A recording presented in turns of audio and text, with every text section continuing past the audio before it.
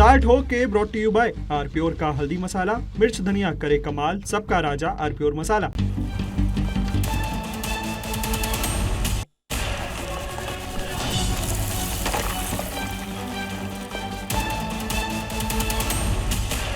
नमस्कार, आप देख रहे हैं बहस का नंबर 1 शो ताल ठोक के। आपके साथ मैं हूं प्रत्युष खरे।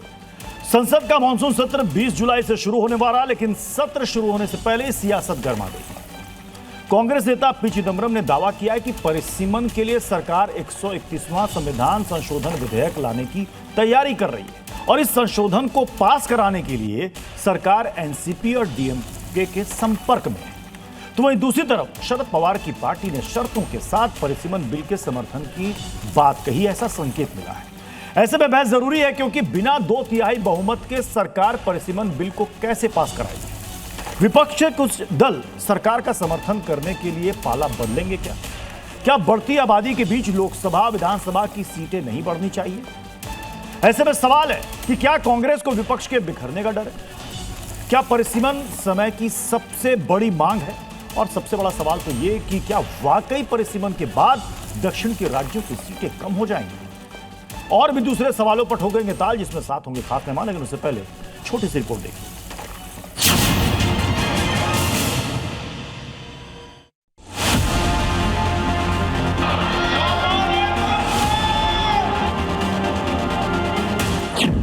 जो भी बिल आएगा हमें विस्तार से इंडिया अलायंस में चर्चा करेंगे।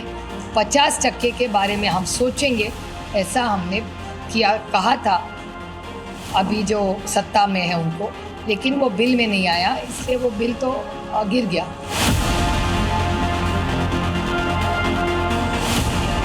सरकार वापस वो बिल लाती है तो पूरा अपोजिशन इकट्ठा होकर उनको विरोध करेंगे। सरकार से बिल में आप थोड़ा दुरुस्ती करो, अमेंडमेंट करो, लेकर आई। अगर उस हमारी बात मानी जाती है तो हम उसके ऊपर चर्चा करेंगे। Entirely depending on what Supriyata Sule, our leader, and our other 7 MPs, and Mr. Sharad Pawar takes a view.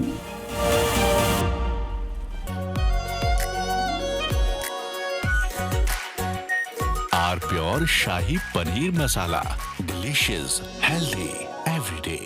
चलिए, हमारे साथ मेहमानों का पैनल इस वक्त हमें ज्वाइन कर चुका है। प्रदीप भंडारी हमारे साथ जुड़ चुके हैं, बीजेपी के प्रवक्ता हैं। किशोर तिवारी जी हमारे साथ हैं, शिवसेना यूबीटी के नेता हैं। सीमा मलिक हमारे साथ हैं, स्पोक्सपर्सन है एनसीपी शरद पवार। बादल देवनाथ हमारे साथ पॉलिटिकल एनालिस्ट जुड़ चुके हैं। विनीत सिंह हमारे साथ हैं, स्पोक्सपर्सन है एलजेपी आरके।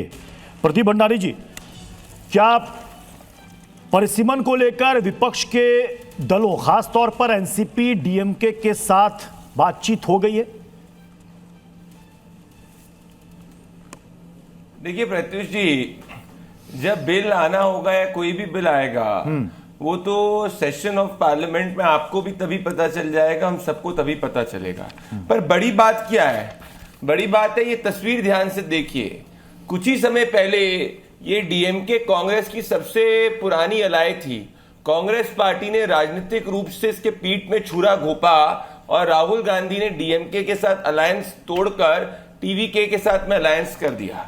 तो आज जितने भी लोग कांग्रेस के साथ जुड़े हैं वो ये 2 चीज देख रहे हैं कि राहुल गांधी या तो परमानेंट वेकेशन पे पॉलिटिशियन है, जो हमेशा छुट्टी पे जाते हैं और कभी कभी घूमने के लिए भारत में आ जाते हैं। तो ना आज कोई राजनीतिक दल राहुल गांधी के साथ अपना वर्तमान देखता है, प्रेजेंट देखता है, ना उसके साथ में वो फ्यूचर देखता है, क्योंकि उसको पता है कि कांग्रेस के साथ में रहेंगे तो हमारी खुद की पार्टी नहीं बचेगी। याद करिए, अखिलेश यादव ने कहा था कांग्रेस एक चालू पार्टी है। किस तरीके से अखिलेश शब्दों का प्रयोग किया गया। तो अब इमरान मसूद समाजवादी पार्टी को का धुतकार रहे और कह रहे हैं कि समाजवादी पार्टी जो है भीख मांग रही कांग्रेस से। तो आज जितने भी कांग्रेस के अलायंस पार्टनर है वो कांग्रेस से दूर होना चाहते हैं, क्योंकि उनको पता है कांग्रेस का चरित्र ही पार्टियों को तोड़ने का है और पार्टियों के साथ दूर होने का है। और सब पार्टी जानती है कि देशित और राजनीतिक हित के अंदर अगर किसी के साथ जुड़ना है तो प्रधानमंत्री मोदी जी के साथ जुड़ना है। याद करिए 1983 पुडुचेरी के अंदर ये कांग्रेस पार्टी ने डीएमके के साथ चल रही सरकार से समर्थन वापस ले लिया था।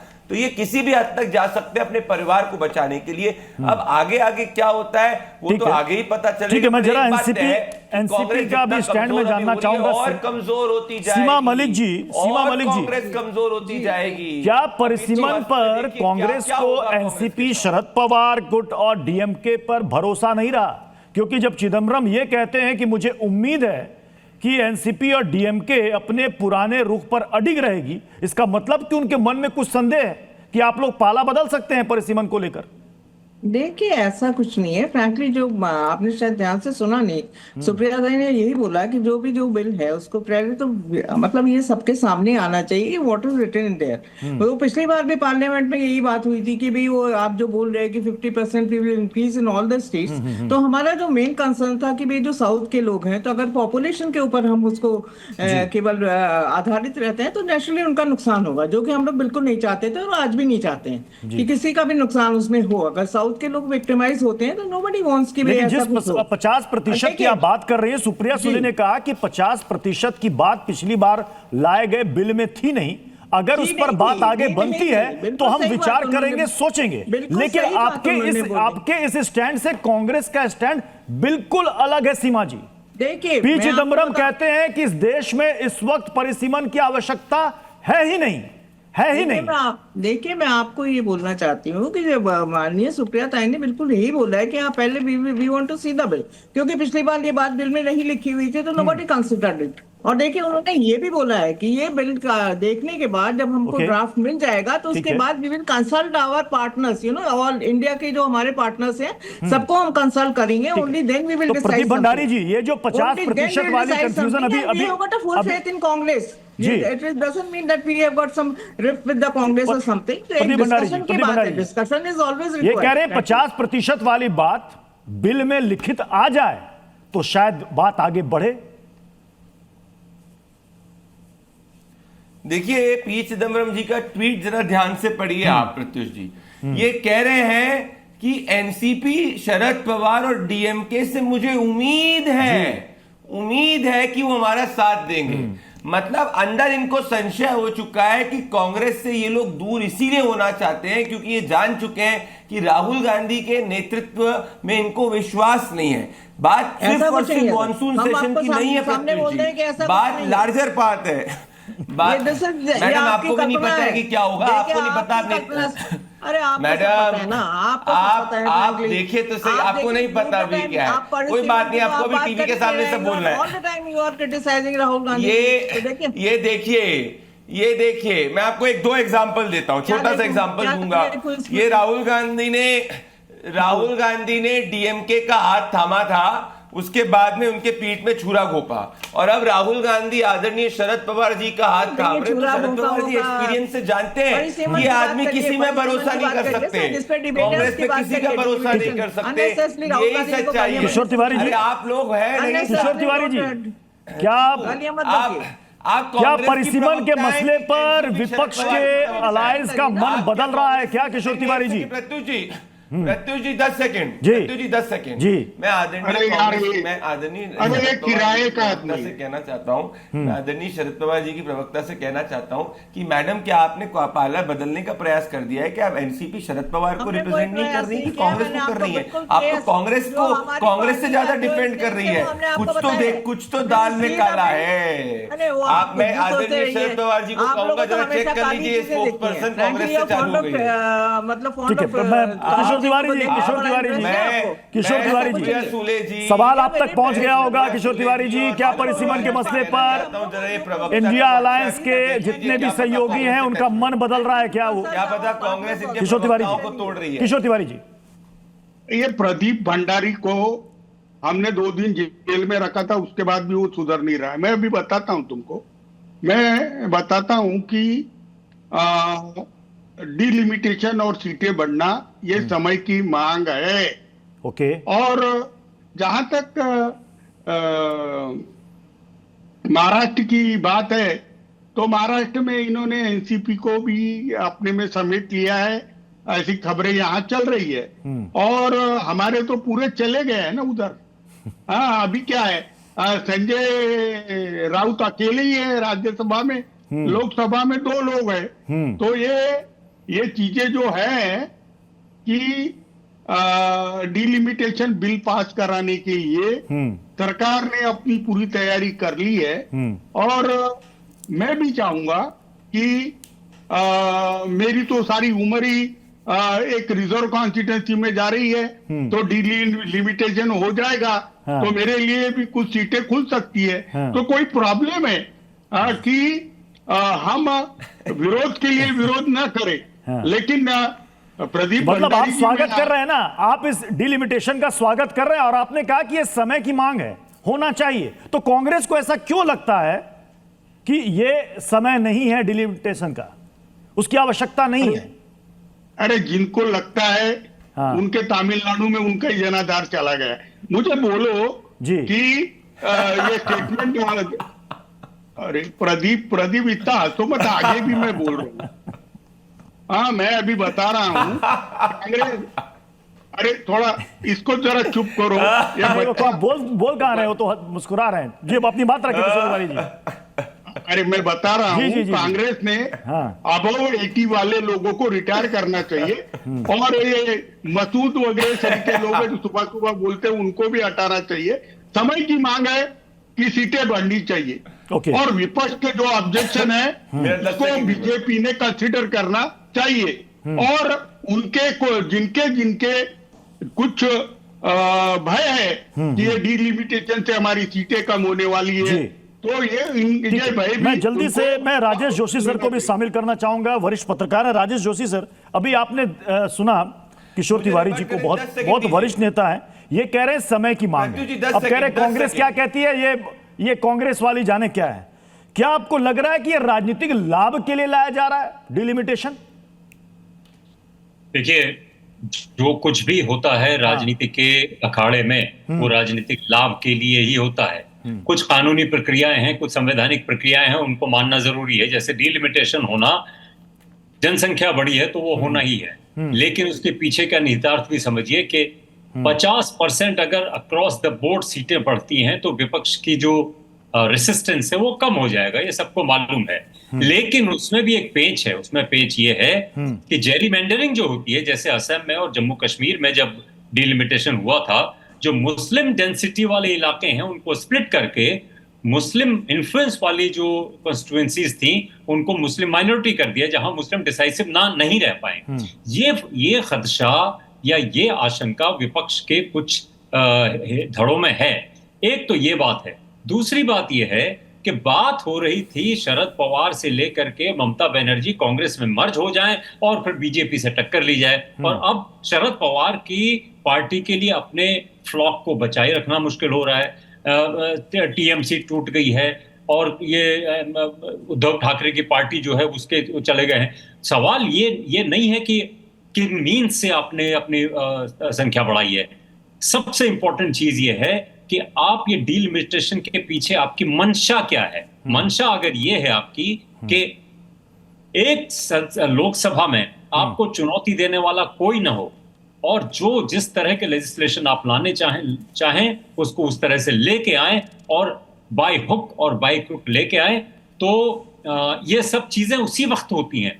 अदरवाइज बहुत ही सीधे सपाट तरीके से पिछले बार ही 50% वाला क्लॉज सरकार डाल देती। ओमिशन की बात कही है कि उस वक्त क्यों नहीं। लेकिन जिस 50% वाले क्लॉज को लेकर के इतनी आपत्ति है, उस पर तो केंद्रीय गृह मंत्री अमित शाह ने सदन में ही कह दिया था पिछली बार, जिसमें उन्होंने बाकायदा आंकड़ों के साथ समझाया था कि प्रस्तावित 50% वृद्धि के बाद साउथ की जो संख्या है सीटों की वो 129 से बढ़कर 195 हो जाएगी। और उन्होंने कहा कि उनका जो प्रतिनिधित्व 23.87%, 816 सदस्य सदन में उनका प्रतिशत, यानी कि लगभग 24% हो जाएगा। वो कह रहे हैं कि जो पहले इस वक्त 23.76% है वो बढ़ के 23.87 यानी कि करीबन 24% बढ़ जाएगा। तो ये जो वो बता रहे हैं नहीं, लेकिन ये तो कह रहे हैं कि संख्या बढ़ रही है। तो ये जो कहा जा रहा है ना साहब, इससे तो संख्या घट जाएगी, ये तो उसको साफ साफ आंकड़ों के जरिए उन्होंने समझाया था। लेकिन ये ब्लैक एंड व्हाइट में नहीं था, ये ब्लैक एंड व्हाइट में नहीं था, ये सिर्फ जबानी कहा गया था 1 घंटे का समय दीजिए, हम इसको लेके आएंगे। ये जो तो प्रदीप भंडारी जी, वो जबानी था, अब रिटर्न में आ जाए। विपक्ष यही चाहता है कि वो बिल्कुल क्लैरिटी के साथ विपक्ष के सामने रखे नहीं तो तब क्या बात आगे सरकार विपक्ष को ये भी एश्योरेंस देगी कि जेरीमेंडरिंग जो है जी। वो किस तरह से की जाएगी, जेरीमेंडरिंग किस तरह से की जाएगी? प्रदीप भंडारी जी, उसमें- प्रदीप भंडारी जी। देखिए प्रत्युष जी, अगर आपको याद होगा कि पूर्व में जब गृह मंत्री अमित शाह जी ने इस बिल के बारे में कहा था तो उन्होंने कहा था 50% हर स्टेट की सीट बढ़ेगी और रिलेटिव शेयर परसेंटेज वाइज से साउथ का बढ़ने वाला है और प्रो रेटा बेसिस पे किसी को कोई नुकसान नहीं होगा। पॉइंट नंबर 1, कांग्रेसी जानबूझ के चाहते हैं कि कोई भी जब बिल आए अगर इस तरीके का आता है तो उसमें किसी ना किसी क्षेत्र को नुकसान हो, जिसमें ये अपनी divide and rule north versus south की राजनीति कर सके, ये हम होने नहीं देंगे। पर मैं आज आपके शो पे शॉक्ड हो गया मैं प्रत्युष जी, क्योंकि यहाँ पे किशोर तिवारी कह रहे हैं कि मल्लिकार्जुन खड़गे को रिटायर कर देना चाहिए, मल्लिकार्जुन खड़गे की बस की नहीं है कांग्रेस पार्टी। मतलब आपके शो पे आप देखिए कांग्रेस अलग थलग हो रही है, किशोर तिवारी कांग्रेस पार्टी के खिलाफ बोल रहे हैं, एनसीपी शरद पवार की प्रवक्ता कांग्रेस पार्टी के पक्ष में नहीं बोल रही है।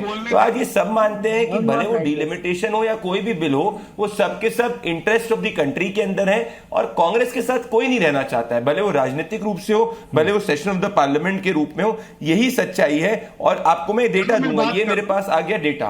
पिछली बार जब ये बिल इंट्रोड्यूस हुआ था तो आप देखिए हर स्टेट का, पिछली बार की बात कर रहा हूं, कर्नाटका 5%, आंध्रा 4%, तेलंगाना 3%, तमिलनाडु 7%, केरला 3.68%, जिसकी सीटें बढ़ रही थी जो पिछली बार इंट्रोडक्शन हुआ था। तो कांग्रेस को समझ में आ गया था कि उसकी राजनीति चलने वाली है। तो अब सब दल डाल चुके हैं कि कांग्रेस की मंशा इस देश को पीछे करने की है। तो भले वो एनसीपी शरद पवार हो, भले वो जाकर कोई भी दूसरी पार्टी हो, सबकी सब पार्टी ये मान रही है कि कांग्रेस से दूर रहो अगर अपना राजनीतिक भविष्य बचाना चाहते हो। ठीक है, साइना एनसी भी हमारे साथ इस वक्त जुड़ चुकी है शिवसेना शिंदे से। साइना एनसी जी, क्या एनडीए का परिवार बढ़ने वाला है? देखिए, मैं नहीं समझ पा रही हूँ कि लोग जो सकारात्मक काम करने जा रहे हैं, सरकार जो कर रही है बिल्कुल ज़रूरी है। आज आप पूरे देश भर में डेमोग्राफिक्स को देखिए, रिप्रेजेंटेशन को देखिए, कितना स्कूड है। थोड़े कंस्टिट्यूंसीज इतने बड़े हैं, पॉपुलेशन कम है, थोड़े इतने विपरीत है। तो कहीं ना कहीं हमें देखना है कि जो हमारे शेड्यूल कास्ट, शेड्यूल ट्राइब को भी रिप्रेजेंटेशन मिल रहे हैं, जो महिलाओं को भी मौका मिल रहा है, जो 50% हर जगह बढ़ रहा है। आप महाराष्ट्र का उदाहरण लीजिए तो हम 48 सीट्स हैं अभी, जो हमारे 24 इसके ऊपर हो तो किसी को कोई दिक्कत भी नहीं होना चाहिए, क्योंकि उनके सीट्स उनके तरफ और जो बढ़ रहे हैं उसमें हमें भी एक मौका मिल रहा है। कितने साल हम रुकेंगे? मैं हाल ही में ऑक्सफोर्ड यूनिवर्सिटी में मैंने एक कोर्स किया कि women's representation in south east Asia. इतना अफसोस होता है जब पता चलता है कि भारत में 13 से 14% है पार्लियामेंट में, 9% भी नहीं है असेंबलीज में। क्यों ये डिस्पैरिटी और क्यों हमें ये मौका नहीं मिल रहा है? तो महिला नारी शक्ति वंदन एक तरफ, डिलिमिटेशन एक तरफ, लेकिन ये सभी को आज नए भारत में लागू करना ये हमारे सांसद से उम्मीद है। और विपक्ष अपनी छोटी राजनीति न करते हुए जो भी बहस करना है पार्लियामेंट के भीतर कीजिए, पार्लियामेंट के बाहर नहीं। और जब आप करें मॉनसून सेशन में तो ये समझ लीजिए कि देश की आधी आबादी देख रही है। एसआईआर को लेके इनको आपत्ति, जब जो लोग का देहांत हुआ क्या उनको लिस्ट से नहीं निकाले? जो नए जेनजी के वोटर्स हैं उनको इंक्लूड नहीं करें? जो घुसपैठ हैं उसको बाहर नहीं निकालें? ये सब होता है सकारात्मक processes of a vibrant democracy. नए भारत की हम बात करते हैं तो ये नए भारत में इक्वल रिप्रेजेंटेशन की आवश्यकता है। शिवसेना उद्धव से किशोर तिवारी जी ने बिल्कुल, और किशोर तिवारी जी जो भी कहते हैं बिल्कुल बेबाक कहते हैं, बिल्कुल बेबाक कहते हैं। उन्होंने कहा समय की जरूरत है, ये हो जाना चाहिए। तो ये जो विपक्षी खेमे के अंदर से ये आवाज आ रही है, क्या ये बिखराव की आवाज है? सीमा मलिक जी, आज ये बोला जा रहा है कि हम लोग किसी भी चीज में बिलीव नहीं करते। सीमा मलिक जी, सीमा मलिक जी, सीमा मलिक जी, महिला रिजर्वेशन बिल की पास है, महिला रिजर्वेशन एक साथ रखिएगा, में पास हो चुका है। फ्रैंकली मैं आपको बताऊं, it has been already pass and signed by the president of India. तो उसमें कोई दो राय नहीं है। आपने बोला था कि भाई आप सेंसस एंड डिलिमिटेशन का क्लॉज आपने लगाया था, आपने बाद में आप 3 साल के बाद बोलते हो कि हमें तो उसी सेंसस के ऊपर हम करेंगे। तो आप ये बता दीजिए, आप उसी सेंसस पे करेंगे तो आप जो SC ST की बात कर रही है मैम, तो उनको कैसे आप जस्टिस दोगे जब आपके पास डेटा ही नहीं है? They don't know the correct data. OBC को तो आपने इंक्लूड ही नहीं करा है। तो वो देखिए एक अलग बात है। और जहां तक ये कहना कि हम लोग कांग्रेस के साथ नहीं है, ऐसा कुछ नहीं है। सुप्रिया ताई ने तो बिल्कुल बोला एनसीपी है कि शरद पवार बात- अपने फैसले देखिए, कांग्रेस से पूछ के करेगी? नहीं, ऐसा कुछ नहीं है। ये आप अपने वर्ड्स मेरे मुंह में क्यों डाल रहे हैं? हमने तो यही बोला है कि फर्स्ट विल सी नहीं, आप अपना स्टैंड रखिए ना। आपने बिल में लिखा ही नहीं, आपने बिल में आप लिखा ही अपने नहीं फैसले उसको के ना। लिए कांग्रेस पर कब से मोहताज होने लगी? नहीं, देखिए हम बिल्कुल भी मोहताज नहीं है। बट नेचुरली जो भी कोई अगर ग्रुप है, कोई अलायंस, इंडिया अलायंस है, तो नेचुरली कुछ भी चीज हम पहले देखेंगे। First we will see the bill, draft देखेंगे हम, क्योंकि पिछली बार आपने उसको लिखा नहीं था। आपने, आई थिंक, मुझे पता नहीं इंटेंशनली या कैसे आपने उस चीज को लिखा ही नहीं उसमें। तो नो, अगर आप लिखते और हो अगर तो वो लिख कर आ जाता है, अगर वो लिख कर आ जाता है तो सीमा मलिक बताए stand. Partners also. Supriya Sule की बात से लग रहा है कि अगर लिखित में आ जाए तो शायद वो इस पर मान जाए, लेकिन कांग्रेस नहीं मानेगी। देखिए पहले डिस्कशन हम लोग करेंगे, तो उसके बाद ही कुछ बादल देवनाथ जी, बादल देवनाथ जी, अब तो मैं क्या बताऊं कि टीएमसी के किस गुट से मैं बात करूं और क्या उनका स्टैंड होगा, वो तो अलग ही किस्सा है। लेकिन क्या परिसीमन पर विपक्ष बिखर गया है क्या बादल दा? मैं तो सोच रहा हूँ पोतुस जी मुझे भूल गए। नहीं, आप तो साक्षात हमारे सामने, कैसे भूल सकता हूं आपको? इतना देर से मुझे बुलाया। पोतुस जी, सवाल बहुत बड़ा है। सबसे पहले पूरे देशवासी को, और जितना बहुत सारे संसद है, पढ़ा लिखा संसद है, वो उच्च कक्ष और निम्न कक्ष पार्लियामेंट और राज्यसभा में और हर विधानसभा में हो। सबसे बड़ा बात है डिलिमिटेशन क्यों लाना चाहिए। आपको जो राष्ट्र विज्ञान का जो किताब है उसपे आप जब देखिएगा एक विधानसभा सीट में कितना वोटर होने से आप विधानसभा चुनाव कर सकते हैं, कितना वोटर होने से आप एक लोकसभा चुनाव कर सकते हैं। जब ये संविधान हुआ था, जब 543 सीट, बंगाल में 294, कहीं पर 240, 400 सीट कहीं पर, तो ये आज का बात नहीं है। जब लोक संख्या जब ज्यादा हो गया तो ये डिलिमिटेशन आपका जरूरत है। तो इसके लिए भला किसका होगा? जो जब प्रशासनिक एरिया जब छोटा हो जाता है, मान लीजिए एक विधायक के पास 5 लाख, 6 लाख, 7 लाख वोटर है, तो जब उसके पास वोटर 2 लाख जब हो जाएगा तब इसका प्रशासनिक कामकाज अच्छा होगा। इसलिए ये डिलिमिटेशन का जरूरत है। लेकिन सबसे बड़ा बात है, इस डिलिमिटेशन के लिए आपको 360 आपको आंकड़ा चाहिए। लेकिन आप अभी भी कुल मिला के 319 या 41 सीट आपको चाहिए, अभी भी चाहिए जी। महिला आरक्षण बिल हो, डिलिमिटेशन के हो, मैं सबको अनुरोध, व्यक्तिगत रूप से मैं अनुरोध करूंगा, एक सोशल वर्क के नाते, एक पॉलिटिकल एनालिस्ट के नाते, जब मेरा सब्जेक्ट पॉलिटिशियन है, पॉलिटिक्स है, तो मैं सबको अनुरोध करूंगा। और ममता दीदी क्या डिसीजन लेगा मुझे अभी पता नहीं है, लेकिन ममता दीदी तो डिसीजन ले लिया। लेकिन ये डिलिमिटेशन आपको पार्लियामेंट में पास कराना चाहिए, ये पूरे देशवासी के लिए। ठीक है, विनीत सिंह जी, देखिए 2 कंसर्न यहाँ पर बादल देवनाथ ने उठाए। एक तो जनसंख्या, जनगणना, और दूसरा जी, और 2 सेकंड टाइम लूंगा सर, 2 सेकंड। आपको प्रशासनिक जो काम होता है, जब लोक संख्या जब ज्यादा हो जाता है तब काम आपको बड़ा हो जाता है। लेकिन जब एरिया आपका छोटा हो जाएगा तब काम भी अच्छी तरह से एक इलाका, एक विधानसभा, एक लोकसभा में होगा। मान लीजिए केंद्र शासित अंचल में अभी लोकसभा से काम है, मान लीजिए 35 केंद्र शासित जितना है 35 सीट होगा, तो उसमें काम भी ज्यादा होगा, अच्छी तरीके से होगा। तो ये डिलिमिटेशन मैं बोलूंगा मोदी जी और विनीत सिंह जी, क्या 2027 तक रुक करके आगे बढ़ना चाहिए या 50% वाले फॉर्मूले पर ही आगे बढ़ना चाहिए? प्रत्युष भाई, गुड इवनिंग, नमस्कार सभी को। देखिए, मेरा अपना मानना है कि डिलिमिटेशन के आड़ में जो विपक्ष है वो महिला आरक्षण का विरोध कर रहा है, जो कि पहले भी उन्होंने किया था, सपा के सांसद हो या बिहार के राजद के सांसद हो। अभी मैं पत्रकार जोशी जी को सुन रहा था, उन्होंने कहा कि कोई भी सरकार ये सब काम करती है तो अपने फायदे के लिए करती है। सवाल उठता है नीयत पे, क्योंकि मुझे याद है जब 1973 में जब इंदिरा गांधी ने जब 525 से 545 सीटों को बढ़ाया गया, तो क्या ये मान लिया जाए कि जब भी कांग्रेस ने ये काम किया है उनकी नीयत में खोट था? यहां पे इस सरकार की नीयत बिल्कुल पाक साफ है।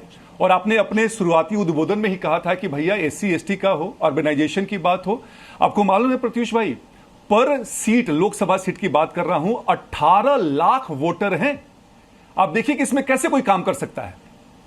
तो ये चीज तो बिल्कुल तार्किक है, बिल्कुल न्याय संगत है कि ये होना चाहिए। पर ये कर क्यों रहे हैं अपोजिशन? इसका अपोजिशन इसलिए कर रहे हैं क्योंकि झूठी शान में अपनी कान कटवानी है। जनता ने इनका ऑलरेडी नाक काट चुका है, इनको हरा चुके कई जगह, और बार बार बात निकल के आ रही थी कि विपक्ष के बारे में। मेरे विपक्ष बचा कहां है? आप देख तो लीजिए ना। आप दक्षिण से स्टार्ट कीजिए। DMK हमारे साथ ही है, ADMK है, TMC के लोग टूटे हुए हैं, शिवसेना उद्धव ठाकरे के लोग टूटे हुए हैं। बचा कौन है? बचा कौन है? कांग्रेस नाम के और आपके सपा। तो हमें जो 2/3 बहुमत चाहिए संशोधन के लिए, और टोटल प्रेजेंस इन हाउस चाहिए। मेरा अपना मानना है कि इस बार मॉनसून सेशन में और सभी जो महत्वपूर्ण बिल हैं वो बिल्कुल पास करेगी। और विपक्ष अगर इन सब चीजों को नहीं समझेगा तो यकीन मानिएगा जनता फिर से आने वाले चुनाव में इनको समझाएगी, क्योंकि इनकी ना नीयत साफ है ना नीति इनकी साफ रहती है। राजेश जोशी सर, प्रत्युष भाई, आपकी बात पर उन्होंने कहा कि अगर परिसीमन राजनीतिक फायदे के लिए है, तो उन्होंने कहा कि तो हमें इतिहास भी झांक कर देखना चाहिए। जो पहले हुआ, क्या वो भी राजनीतिक फायदे के लिए था? नहीं, विनीत सिंह जी ने दरअसल आधी अधूरी मेरी बात सुनी और आधी अधूरी कोई कोट किया।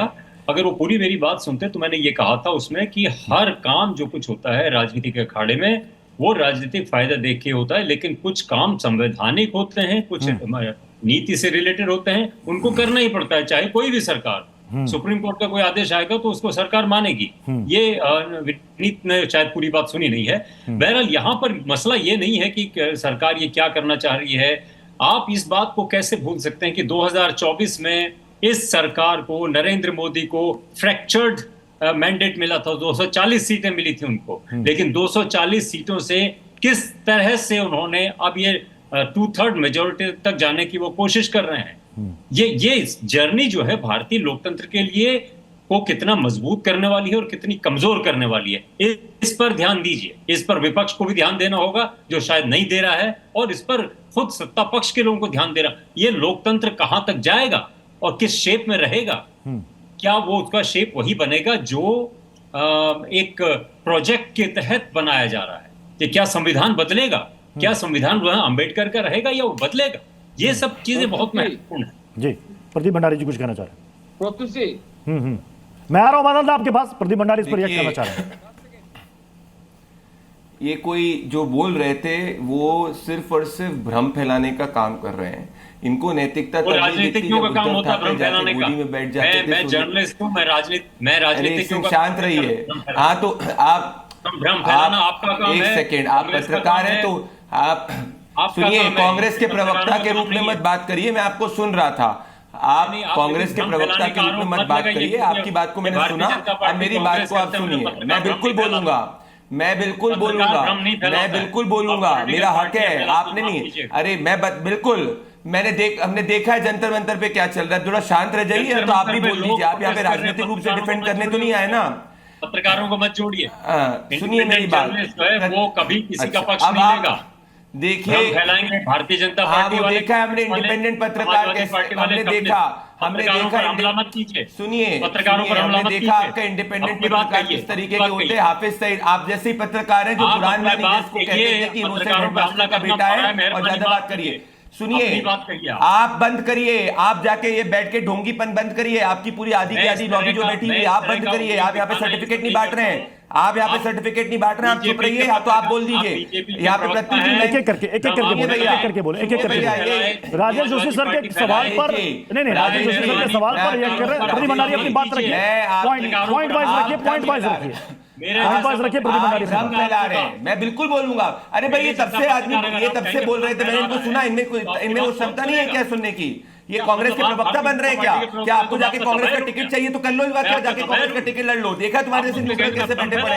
अगर खुल के उतरना है तो मैदान पे खुल के उतरो, ये पीछे से मत चलो। प्रदीप भंडारी को मेरे साथ रखिएगा। प्रदीप भंडारी जी, क्यों आपको ऐसा लग रहा है कि ये भ्रम फैलाने की कोशिश कर रहे हैं? पॉइंट वाइज समझाइए। मैं बताता, पहली पॉइंट नंबर 1, इन्होंने बोला कि ये देश का लोकतंत्र कमजोर होगा, इस तरीके की क्या प्रोजेक्ट के हिसाब से हो रहा है। कॉन्स्टिट्यूशन का 42nd अमेंडमेंट और 84th अमेंडमेंट क्या कहता है भैया? क्या डिलिमिटेशन एक कॉन्स्टिट्यूशनल एक्सरसाइज है कि अनकॉन्स्टिट्यूशनल एक्सरसाइज है? कैसे पत्रकार है ये आदमी जो कहता है कि कॉन्स्टिट्यूशनल को बात करो तो भ्रम फैलाना हो गया, कोई प्रोजेक्ट की तरीके से बात हो गई? ये न्यूट्रल पत्रकारिता कर रहे हैं? किसका एजेंडा यहां पे चला रहे हैं? पॉइंट नंबर 2, ये नैतिकता की बात कर रहे हैं कि पार्टियां तोड़ी जा रही है, जोड़ी जा रही है और भारतीय जनता पार्टी 2/3 मैंडेट से पहुंच रही है। भाई जब शरद पवार के साथ में सोनिया गांधी ने अलायंस किया तो इनका उठा के देखिए ट्विटर प्रोफाइल और कमेंट, इनने जाके कोई भी इसका विरोध किया था? कोई विरोध नहीं किया था। ये सब एंटी भारतीय जनता पार्टी इनकी मानसिकता है, कम्युनिस्ट विचारधारा इनकी मानसिकता है। पॉइंट नंबर 2, क्या चुनावों के लोकतांत्रिक रूप से भारतीय जनता पार्टी चुनाव नहीं जीती? दिल्ली का चुनाव लोकतांत्रिक रूप से नहीं जीती? बंगाल का चुनाव लोकतांत्रिक रूप से नहीं जीती? क्या बंगाल का जो मैंडेट ऋतव्रता वाला है वो मामला कलकत्ता हाईकोर्ट के अंदर नहीं गया? क्या कलकत्ता हाईकोर्ट ने वर्डिक्ट नहीं सुनाई? कैसी फर्जी बातें कर रहे हैं यहाँ पे बैठ के और अपने आप को बड़ा ज्ञानी समझते हैं। इसी तरीके का ढोंग चलाते थे 70 सालों तक गांधी वाड्रा परिवार को बैक करने के लिए। मैं वापस से तथ्यों के ऊपर आना चाहता हूं। फैक्ट नंबर 1 मैं ये बोल रहा हूं, जो बिल आएगा उस वक्त देखा जाएगा, पर क्या डिलिमिटेशन या महिला रिजर्वेशन बिल इस देश के संविधान के हित में है कि नहीं है? क्या महिलाओं को 33% आरक्षण मिलना चाहिए कि नहीं मिलना चाहिए? इस पे इनने एक शब्द नहीं बोला आपके पत्रकार ने, क्योंकि इनको बचाना है गांधी वाड्रा परिवार को।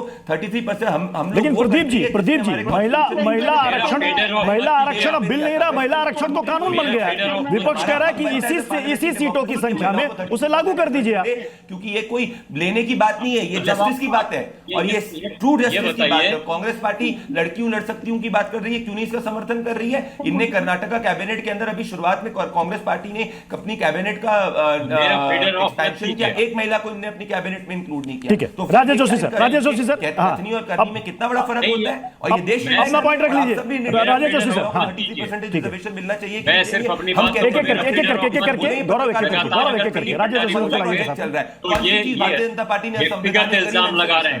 मुझे मेरी बात कहने नहीं बिल्कुल राजेश सर, आपको बिल्कुल आपको पूरी बात कहने कहा। बोलिए सर। व्यक्तिगत इल्जाम बिल्कुल ना लगाएं पत्रकारों पे।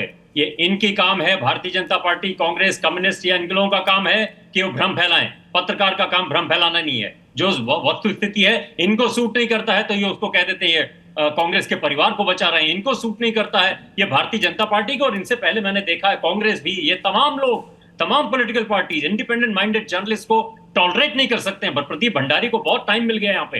व्यक्तिगत हमला करने की इनकी आदत पड़ गई है, इनकी आदत पड़ गई है क्योंकि चाटुकार पत्रकार इनके यहाँ मिल गए हैं। हम उन चाटुकार पत्रकारों में नहीं है। हमको कुछ नहीं चाहिए, न कांग्रेस से, न भारतीय जनता पार्टी से, न ममता बनर्जी से, न अखिलेश यादव से, न राहुल गांधी से। इस बात को याद रखना, गांठ बांध के रखना प्रदीप भंडारी। तो राजेश जोशी सर आपके मुताबिक परिसीमन अभी होना चाहिए नहीं होना चाहिए? 50% फॉर्मूले के साथ होना चाहिए या नहीं होना चाहिए? क्यों नहीं होना चाहिए? ये इतनी जनसंख्या बढ़ी है और राजनीतिक परिस्थितियां, जो कानूनन चीज है उसको सरकार क्यों नहीं करेगी? क्या इस देश को 1971 के जनगणना के आधार पर ही प्रतिनिधित्व से संतोष प्राप्त कर लेना चाहिए? नहीं, वो तो एक अलग चीज है। कैसे 71 से करना चाहिए? अभी 2026 में जब जनगणना नहीं हुई, लेकिन उसका लॉजिक देखिए, ब्लैक एंड व्हाइट नहीं होता है। साउथ इंडियन जो स्टेट्स हैं उनकी चिंता क्या है? उनकी चिंता ये है हमने जनसंख्या पर लगाम लगाई, बिल्कुल सही, और यूपी और बिहार और यहाँ। लेकिन सर इसी के लिए तो 50% फार्मूला लाया गया है। इसीलिए 50% फार्मूला लाया गया कि सभी स्टेट में 50% एक समान सीटों की बढ़ोतरी। कहाँ लाया गया है? ओके, सदन के अंदर अमित शाह ने कहा, सदन के अंदर केंद्रीय गृह मंत्री अमित शाह ने कहा इस बार के मॉनसून सेशन में विपक्ष की भी डिमांड है लिखित में आ जाए, वो रिटर्न में आ जाए। प्रदीप भंडारी जी, सिर्फ इतनी सी बात है प्रदीप भंडारी जी कि जो कुछ भी बात कही गई रिटर्न में आ जाए। विपक्ष, हो सकता है कि सारा विपक्ष तालियां बजाए और आपका साथ दे और सर्वसम्मति से पास हो जाए। हमें तो ये तो न विपक्ष माने न पक्ष माने। प्रदीप जी बस इतनी सी बात है, लिखित में आ जाए वो। प्रत्युष जी वैल्यूएबल फीडबैक है। गृह मंत्री जी ने पिछली बार ही कहा था भाई 1 घंटे का समय दे दो, मैं लिख के दे देता हूं, पर इन्हें 1 घंटे संसद चलने ही नहीं दी। पिछली बार जब ये बिल के ऊपर डिस्कशन चल रहा था, किसने पूरा विरोध किया? इन लोग नहीं जाके विरोध किया। तो अगर किसी का कोई कंस्ट्रक्टिव फीडबैक है, कोई भी पार्लियामेंट के अंदर बिल पास होगा वो डिस्कशन के आधार पे पास होगा, हर क्लॉज के ऊपर वोटिंग होगी, उस क्लॉज के ऊपर वोटिंग होगी, चर्चा होगी, उसके बाद ही पास होगा और उसके बाद जाके पार्लियामेंट तय करेगी। तो अगर कोई भी चीज लिखती होगी जब भी होनी है, ये तो स्वाभाविक है। और यही पार्लियामेंट्री डेमोक्रेसी की खूबसूरती है कि लोग अपने सजेशंस देते हैं, लोग अपनी ओपिनियन देते हैं, उसको सरकार जो होती है उस हिसाब से जो सरकार का मकसद होता है, उस हिसाब से उसको बिल के अंदर लाती है, नहीं लाती है, और उसके ऊपर वोटिंग होती है, और अल्टीमेटली किसी भी तरीके से वोटिंग होती है, तभी जाके वो दोनों हाउसेज से पास सीमा मलिक जी, मुख्य बात ये कि क्या यहाँ पे ये लोग महिला रिजर्वेशन बिल के पक्ष में है या नहीं है, सीधी सी बात है। सीमा मलिक जी, मैं कुछ कहूं प्लीज? जी सीमा मलिक जी, सीमा मलिक जी, अब तो बात सिर्फ इतने पे आ गई कि रिटर्न पे आ जाए, वो एक लाइन आ जाए कि 50% समान बढ़ोतरी सभी राज्यों में, तो आप लोग इसके लिए तैयार हैं? देखिए, हम लोग डेफिनेटली, भले कांग्रेस तैयार हो ना हो, एनसीपी शरद पवार गुट ये तैयार है। पहले तो ड्राफ्ट आना चाहिए। ओके, ठीक है। Consult our partners also. मैं ये नहीं डिनाई कर सकती कि हम उनको कोई कंसल्ट ही नहीं करेंगे। Frankly we are a part of India alliance, so definitely we will.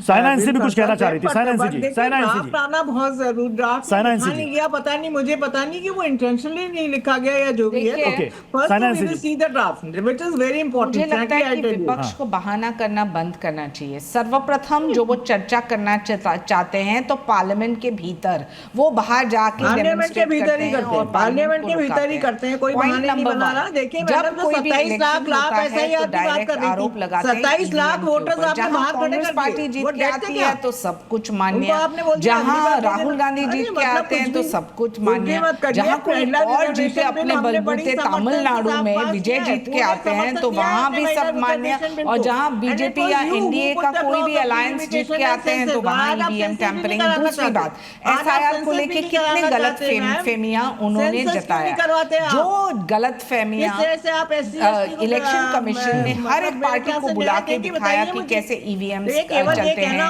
कैसे एसआईआर का फंक्शनिंग, जो डुप्लीकेशन वोट्स हैं, जो घुसपैठ हैं, उनको निकालना, जो नए वोटर्स को ऐड करना, हर चीज जो स्वाभाविक 27 लाख लोग जो आपने खड़े तो विपक्ष को ये मैच्योरिटी दिखाना चाहिए। किशोर तिवारी जी, ऐसा लग रहा है कि परिसीमन के मसले पर धीरे धीरे करके कांग्रेस का एक स्टैंड और बाकी उनके अलायंस का स्टैंड अलग अलग, और ये बिखरने की कगार पर है। किशोर तिवारी जी, देखो, मैं कुछ बातें क्लियर करना चाहता हूं। सीमा मलिक को अपडेट नहीं है। एनसीपी के विधायक और एमपी यह बार्गेन कर रहे हैं कि हमको सत्ता में क्या मिलेगा, वो एनडीए के साथ जाने के लिए तैयार है, ऐसी खबरें महाराष्ट्र में चल रही है। दूसरा एक मुद्दा मैं रखना चाहता हूं। राजेश जोशी को मैं पिछले 40 साल से जानता हूं। वो कोई प्रदीप भंडारी श्री के पेड पत्रकार नहीं है। इनको हमने जेल में भी रखा तो ये सुधरे नहीं है। ये पेड पत्रकार है, ये सैलरी पर स्पोक्स पर्सन बोल के लगे हैं बीजेपी पे। तो राजेश जोशी जी, मैं तुम्हारी माफी मांगता हूं। नहीं देखिए, पर्सनल अटैक नहीं, प्लीज। किशोर तिवारी जी, इस तरह के पर्सनल अटैक मत कीजिए। किशोर तिवारी जी, तमीज से बात करो। इसी वक्त डिफेमेशन शूट कर दूंगा, जेल भेज दूंगा, जेल चले जाओगे इसी वक्त। हिम्मत मत करना, तमीज से बात करो, समझे? सत्ता से बाहर चले गए, आज जीवन सत्ता के बाहर रहोगे और जाके जेल के अंदर चले जाओगे डिफेमेशन शूट करा तो। बकवास मत करिएगा यहाँ पे बैठ के, समझे? तुम हो गए उम्र का तकाजा कर रहा हूं, इससे समझ रहे हो। तुम्हारे जैसे लोगों से उद्धव ठाकरे का ये हाल हो गया, तुम्हारे जैसे संजय राउत जैसे लोगों का। अपने अपने अपने तमीज से बात करो। तुम्हारे परिवार के लोग होंगे कि जो करते थे प्रोफेशन पेड रूप से, समझे? अपने जाके परिवार में लोगों को बोलना, पैसा लेके दलाली करते थे। हिम्मत मत करना जब मैंने प्रोफेशन किया तो उस पर चैलेंज करने की। ऐसा डिफेमेशन शूट करूंगा तो करते रहोगे। सीपीएम के एक व्यक्ति ने, गौतम दास ने करने का प्रयास किया था, माफी मांगी थी। कभी भी ईमानदारी पे सवाल मत उठाना किसी की भी। तुमने करी होगी, पूरे खानदान तुम्हारे दलाली करी होगी, समझे? अरे तुम जाओ किशोर जाओ, तुम्हारे जैसे लोग ही उद्धव ठाकरे का बेड़ा गर्क कर चुके हैं। तुम्हारे जैसे लोगों की वजह से। तो चलिए समय इजाजत देना, इस बहस को यहीं पर समाप्त करना पड़ेगा। बहुत बहुत शुक्रिया आप सभी मेहमानों का हमारे साथ इस खास डिबेट में जुड़ने के लिए। खबरें जारी रहेंगी, बने रहिए जी न्यूज के साथ। मीठा या नमकीन, चाहे जैसे खाओ, 100% सूजी से बनी आर प्योर वर्मिसेली, स्वादिष्ट, सेहतमंद हर रोज।